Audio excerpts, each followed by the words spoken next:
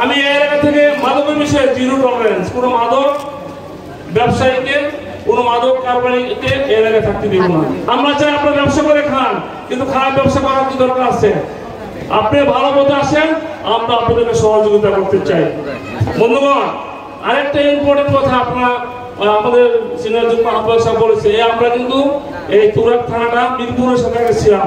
আমাদের এমপি ছিল, BNP MP ছিল এস.এ. খালেদ, আমাদের এমপি ছিল হারুনুর রশিদ মোল্লা, বিএনপির এমপি ছিল, উনি 91 সালে নির্বাচিত হয়েছিলেন। আমরা আপনাদের অনেকেই মনে আছে, কিন্তু আমরা তখন টঙ্গিতে গিয়া বাসে ওঠা ফার্মালিতে বললাম মিরপুরে যেতে হইতো, আমাদের অনেক কষ্ট হইতো। আমরা 96 সালে অনেক আন্দোলন সংগ্রাম করে এই তুরাগটাকে মিরপুর থেকে এনে ঢাকা পাসের সাথে আমরা সংযুক্ত করেছিলাম। অনেক আন্দোলন সংগ্রামের ফসল ছিল। আজকে কিছু তাহলে পাটপার যারা জনগণের পাশে থাকতে পারে না, জনগণের সাথে সম্পৃক্ত না, তারা এই তুরাগটাকে ঢাকা অন্যত্র সহায় দেওয়ার জন্য চেষ্টা করছিল।